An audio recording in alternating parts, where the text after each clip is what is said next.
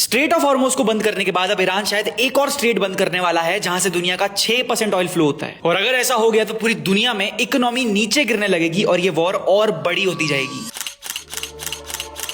कुछ दिन पहले तक ट्रम्प कह रहे थे कि बाय हुक और बाय क्रुक वो स्ट्रेट ऑफ हॉर्मुज खोल के रहेंगे, पर अब एक यूएस सेनेटर क्रिस मर्फी ने मीटिंग अटेंड करके सबके सामने काफी फ्रस्ट्रेशन में रिवील कर दिया कि USA have no plans for strait of Hormuz. And Trump की फ्रस्ट्रेशन इस चीज से इतनी बढ़ चुकी है कि वो नेटो कंट्रीज को बोल रहे हैं कि देखो भाई, हॉर्मुज बंद होने से तुम लोगों को भी दिक्कत होगी, तो चुपचाप वॉर में आ जाओ। नेटो कंट्रीज सोच रही होंगी कि वॉर स्टार्ट करे यूएसए और अपने हाथ गंदे करे हम। इंडिया के लिए थोड़ी राहत है क्योंकि ईरान ने सीधा बोल दिया है कि यूएसए और उनके एलाइज को छोड़ के सबके लिए स्ट्रेट ऑफ हॉर्मुज पार्शियली खुलने वाला है। जो क्रूड ऑयल कुछ दिन पहले $80 पर बैरल में मिल रहा था, आज 100 क्रॉस कर गया है। एंड ईरान की पूरी कोशिश है इसे 200 तक पहुंचाने की, जिसके लिए अब ईरान यमन के हुतीस को बोल के यमन के पास मौजूद स्ट्रेट ऑफ बाब मंदा बंद करवाने वाला है, जहां से दुनिया का 6% ऑयल ट्रेड होता है। इससे यूएसए और उनके एलाइज की दिक्कतें और बढ़ जाएंगी। यूएसए में इन्फ्लेशन ऑलरेडी स्पीड पकड़ रहा है एंड कुछ रिपोर्ट्स क्लेम कर रहे हैं कि यूएस मार्केट से $2 ट्रिलियन ऑलरेडी गायब हो चुके हैं। एंड अब ऐसे दिन आ गए हैं कि यूएसए को पता होने के बावजूद भी वो रशिया का फायदा करवा रहा है, जिससे धीरे धीरे रशिया का सारा यूक्रेन वॉर का लॉस कवर हो रहा है। एंड अब तुम लिख के ले लो, थोड़े दिनों में न्यूक्लियर वॉर की धमकियां स्टार्ट होने वाली है। फिलहाल न्यूक गिराने की बात थोड़ी डिल्यूजनल लग रही है, पर जिस स्पीड से ये वॉर एस्केलेट हो रहा है, एनीथिंग इज पॉसिबल। इंडिया के फॉरेस्ट रिजर्व में भी भारी गिरावट आई है। नॉर्थ कोरिया भी एग्रेशन बढ़ाते जा रहा है। चाइना भी धीरे धीरे पिक्चर में आ रहा है। देश और दुनिया में बहुत कुछ होने वाला है और उन सारी घटनाओं की सबसे डिटेल इंफॉर्मेशन आपको मिलेगी सिर्फ और सिर्फ इंडिया इन लास्ट 24 आवर्स पे, क्योंकि ट्रेडिशनल मीडिया को खरीदा जा सकता है, हमें नहीं। We are here to raise the standards of Indian media in our own way. इसलिए कह रहा हूं, फॉलो कर दो इंडिया इन लास्ट 24 आवर्स को एंड अपने न्यूज पाने की क्वालिटी को आज ही अपग्रेड करो।